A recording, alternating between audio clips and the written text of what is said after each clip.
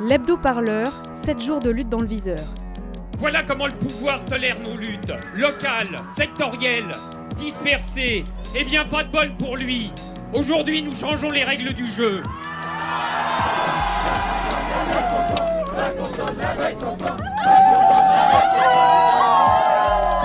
J'aimerais bien qu'on commence à me considérer en tant que tel.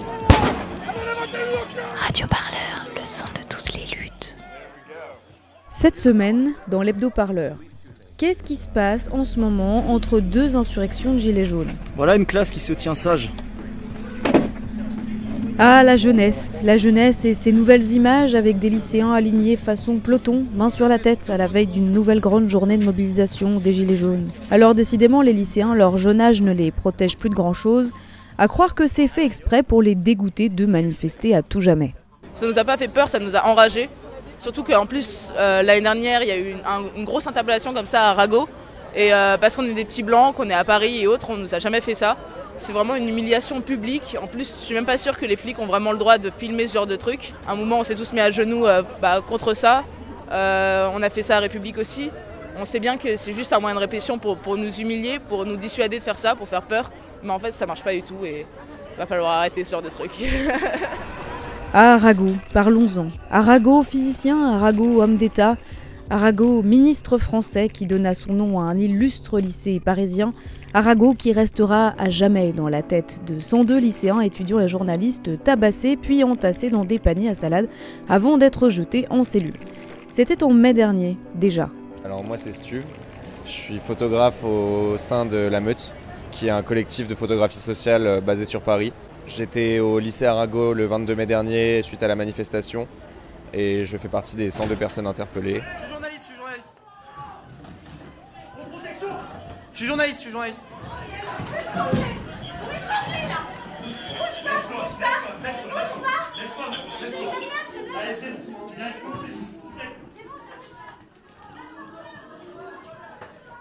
Est-ce que tu peux nous dire comment ça s'est passé le 22 mai ?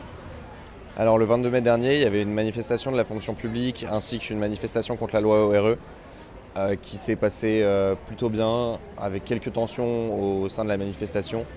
À la suite de la manifestation, on entend parler d'une rumeur qui nous disait de rester près du lycée Arago.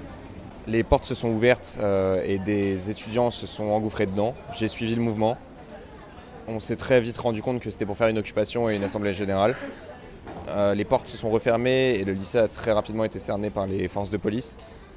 Suite à quoi on a eu droit à une intervention très musclée des forces de police dans le lycée que j'ai couvert en live via notre page Facebook. On était une soixantaine à être embarqués au niveau d'Arago dans le même bus et le reste était dans un car de policiers. On est arrivé sur le parking du commissariat de l'Évangile qui n'est pas censé accueillir ce genre d'affaires et on a été laissé 5h30 sur le parking de ce commissariat dans un bus qui était fermé sans entrée d'air. Il faisait très chaud puisqu'on était beaucoup plus que la capacité du bus. On était plongé dans le noir puisqu'ils avaient coupé toutes les lumières. Et on n'avait pas d'eau, pas de nourriture, pas de possibilité de se rendre aux toilettes. On a dû taper contre les vitres. Je sais qu'il y a certaines personnes qui ont dû écrire sur leur téléphone qu'elles avaient leurs règles pour pouvoir accéder aux toilettes. À la suite de ça, on a été sortis du bus et parqués comme des animaux entre des grillages sur le parking directement du commissariat en attendant que le garde à vue nous soit signifié un par un. Et c'est seulement à partir de ce moment-là qu'on a pu commencer à aller aux toilettes. On a dû encore attendre plusieurs heures avant de pouvoir boire. On a été placé en cellule dans le commissariat de l'Évangile. On était une trentaine dans cette cellule où la moitié de la cellule était juste pas possible d'accès parce qu'elle était couverte d'urine. On est resté toute la nuit dans cette cellule et moi je suis resté les 2 jours dans cette cellule avec 5 autres personnes tandis que les autres étaient transférés dans d'autres commissariats. Alors au début on pensait que ce serait juste une vérification d'identité mais une fois que notre garde à vue nous a été signifiée on s'est dit qu'on était au moins là pour 24 heures. On a eu un premier interrogatoire pendant les premières 24 heures où on nous demandait beaucoup de questions sur nos motivations politiques, qu'est-ce qu'on faisait dans ce lycée. Moi, on me posait beaucoup de questions sur ma position de reporter et de preneur d'images, notamment parce que j'avais pas de carte de presse. On nous a pris nos empreintes et nos photos pour le fichier STIC. On nous a dit qu'on pourrait sortir le soir même, logiquement, Sauf que le soir même, notre garde à vue a été prolongée pour nous poser à peu près les mêmes questions le lendemain. Sachant que le lendemain, on nous a fait renoncer à nos avocats en nous faisant croire que ça nous permettrait de sortir plus tôt. Puisque si on était interrogé avant midi, on pourrait sortir parce que l'avis à magistrat aurait déjà été envoyé et que le magistrat répondrait à midi. Ce qui était faux puisque à 19h45, on a tous été placés au dépôt. Déjà, toute l'affaire s'est passée très étrangement parce qu'ils ont interpellé beaucoup plus de monde que ce à quoi ils s'attendaient. Donc ils n'ont pas du tout su comment réagir. C'est pour ça qu'ils se sont embourbés dans une procédure assez longue et assez compliquée. Par ailleurs, je pense que le fait qu'on soit des jeunes blancs dans un lycée parisien fait qu'on a eu droit à une couverture médiatique beaucoup plus importante que les mobilisations qu'il y a pu y avoir l'année dernière dans des lycées de banlieue ou dans des endroits qui entouraient des quartiers populaires. Et je pense aussi que ça en dit beaucoup sur la position, enfin dans mon cas et dans le cas des autres journalistes qui ont été interpellés en même temps que moi, ça en dit beaucoup sur la position de la presse indépendante en France et sur la condition de la presse indépendante en France dans le traitement qu'on subit et dans le traitement que la presse en général et la liberté d'expression en général en France subit. Alors fait plutôt surprenant, après avoir hyper médiatisé leur affaire, les révoltés d'hier se murent dans le silence. Peut-être ont-ils peur de la justice. Mais laissons les vilains lycéens un passage pour aller voir les étudiants remuants, bloquant et manifestant à la solde de l'étranger. Car oui, les étudiants étrangers se sont pris un facteur multiplicateur par 10 dans le porte-monnaie, comme un flashball inattendu. Tu peux me dire un peu ce qu'on fait là? On est où? Aujourd'hui on est là, on est mobilisé contre la hausse des frais d'inscription que le gouvernement de M. Macron a mis en place. Donc on est mobilisé aujourd'hui, que ce soit les étudiants de toutes les facs de Paris réunis et les lycéens aussi. Vous voyez la masse, on est énorme. Je suis Hugo Harry-Kermadec, je suis économiste et je fais partie d'un groupe de recherche sur les frais d'inscription qui s'appelle ACID. Ça fait une vingtaine d'années que les organisations internationales comme la Banque mondiale ou l'OCDE incitent les gouvernements à augmenter les frais d'inscription pour tous les étudiants dans l'enseignement supérieur, avec l'idée que oui, en primaire et en secondaire, ça peut être un service public et ça peut être bon pour toute la société que tout le monde fasse un peu d'études. Par contre, à partir du supérieur, c'est surtout l'étudiant qui profite des études. Et donc, à ce titre, il faudrait que ce soit payant, quoi. Pour tout le monde, hein, avec vraiment pas d'aspect nationalité. Et puis, c'est un conseil, mais c'est un conseil assez ferme quand c'est la Banque mondiale. Pour l'instant, en France, il y avait de très nombreux rapports depuis une quinzaine d'années qui proposent de mettre en œuvre ça. En disant, voilà, c'est ce que dit la théorie économique, c'est ce que disent les grandes organisations internationales. La question est comment on fait pour y arriver. Et du coup, ce qui est intéressant dans les rapports, c'est la tactique pour mettre en œuvre ce type de choses. Et donc, le premier rapport en France qui est connu autour de la question, c'est le rapport Aguillon et Cohen, deux économistes français, qui a été remis au Premier ministre de l'époque, qui est Jean-Pierre Raffarin, donc il y a une quinzaine d'années, qui appelle à mettre en œuvre une hausse des frais d'inscription, mais en avançant à petits pas, donc en avançant progressivement.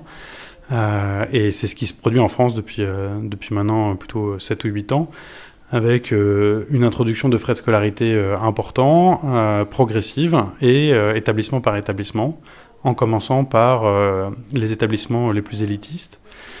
Ceux où c'est déjà des classes sociales favorisées qui vont de toute façon, donc finalement c'est relativement bien accepté par les étudiants et par leurs familles de payer ces frais d'inscription. Et puis si jamais il y a des étudiants un peu moins riches, ils sont boursiers et donc ça pose pas de problème. Je suis colombien, je suis Winner Ramirez, j'ai passé par Campus France et c'est la plus arnaque de ma vie. Campus France, grosse arnaque. Campus France, grosse arnaque. Campus France, grosse arnaque. Campus France, grosse arnaque, les plus grosses arnaques de nos vies. Wouh! Bloquer ou ne pas bloquer, telle est la question dans les AG des facultés. Alors pendant que ça discute entre étudiants, d'autres sont condamnés par la justice, toujours pour la même chose, pour avoir aidé des migrants. Je reprends, pour leur avoir illégalement fait passer la frontière en pleine montagne. Nous sommes jeudi 13 décembre sur la place de la République, il est 20h. Le tribunal correctionnel de Gap dans les Hautes-Alpes a aujourd'hui rendu son délibéré et les peines annoncées pour les 3+4 de Briançon vont de 6 mois de sursis à 4 mois de ferme. Alors, on a trouvé le mégaphone et ça c'est une bonne nouvelle. On est juste venu ici ici en nombre avec la fanfare pour réagir par rapport à la condamnation dont ont été victimes les 3+4 de Briançon, qui, rappelons-le, ont été condamnés pour aide à l'entrée sur le territoire de personnes ne disposant pas de titre de séjour. Donc pour le déroulement, on attend encore un petit peu de monde, on se propose de faire des impromptus musicales et puis de laisser la parole aussi aux organisations pour commenter ce jugement qui est lourd. On peut déjà annoncer les réquisitions, enfin les condamnations. C'est des lourdes peines qui visent à dissuader les personnes qui tendent la main aux personnes qui tentent de survivre à travers le monde. Non, militant là, s'il vous plaît. Militant en colère, la semaine sanglante. Ouais. On va rester à funk tout à l'heure, plus tard. Ah, ça funk en version anticapitaliste, comme on avait dit.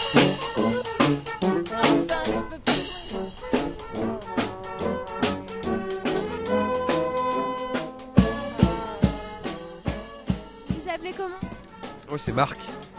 Vous faites partie de la fanfare invisible depuis longtemps? Depuis longtemps, exactement.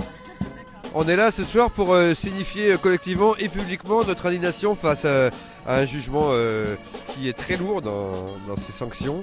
Elle condamne des personnes à des peines de prison, alors qu'ils ont, dans un esprit d'humanité, de citoyenneté, tenté de soutenir des personnes qui traversent le monde dans des logiques de survie.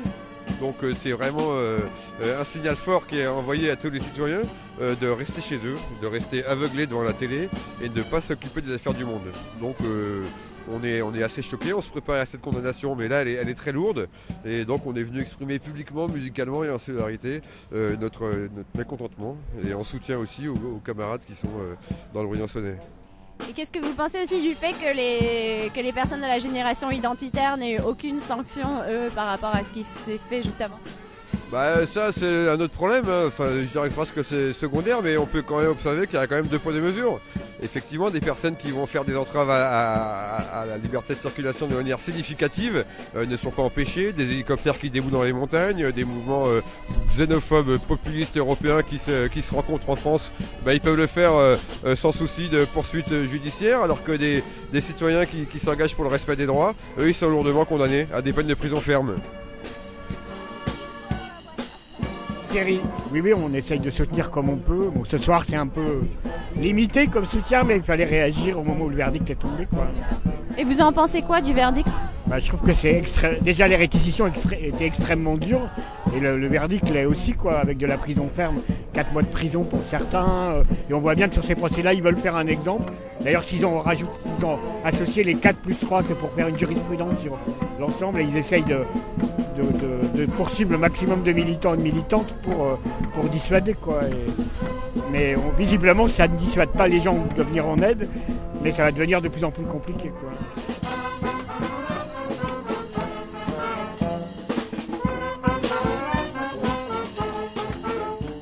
L'hebdo-parleur, c'est fini pour aujourd'hui, mais on se retrouve à la rentrée. Radio Parleur fait un peu relâche pendant les fêtes pour aller baffrer du foie gras vegan et boire du champagne bio jusqu'à plus soif avec nos payes de ministres. Mais cela dit, si vous voulez rattraper un peu votre retard en lutte sociale, on vous a préparé une petite semaine de rediffusion aux petits oignons. Restez pas plantés là comme un cèpe, pointez-vous! Et nous, on se retrouve donc en 2019, car 2019, ça rime avec teuf et lutte de meuf. Allez, à l'année prochaine.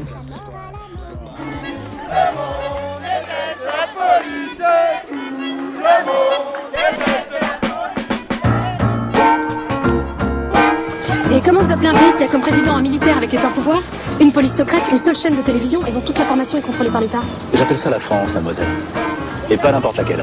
La France du général de Gaulle. On met un pognon de dingue dans des minima sociaux, les gens ils sont quand même pauvres. Dès le débarquement, prévoir des centres fermés, organiser des procédures rapides d'examen des situations, reconduire rapidement ceux qui n'ont pas droit à l'asile. Le seul responsable de cette affaire, c'est moi. Qu'ils viennent le chercher. Et ce responsable... Radio Parleur, le média qui vous parle des luttes et qui vous en parle bien. Hip